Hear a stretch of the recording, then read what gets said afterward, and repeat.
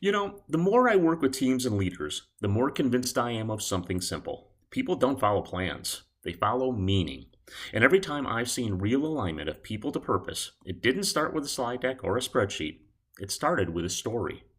The power of a story rings true to me as I take my different Peloton classes.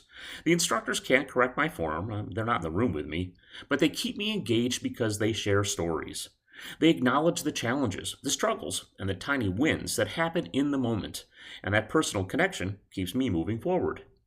I've watched brilliant business strategies stall because people couldn't see themselves in them.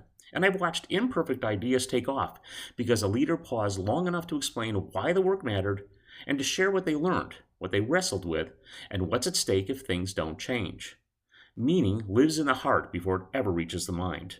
And in today's workplace, full of change, pressure, and new expectations, leaders often default to logic and clarity, hoping that that will create alignment.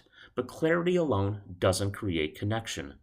An effective way to build connections with a story, not polished speeches, but real stories about why the work matters, what changed your thinking, and how today's effort connects to something bigger, how we're working together towards a shared purpose. Because when people feel like change is happening with them instead of to them, everything shifts, driving sustained performance and not just short term compliance. So here's what I try to do, and you can too.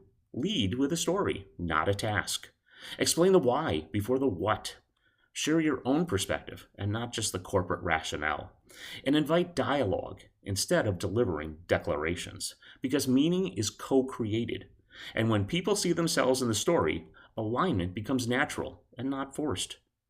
Share your insights and experiences in the comments below so we can keep learning together. And if you want to explain how you use stories and how they work for you and your team, let's make some time to talk and we can create a story together.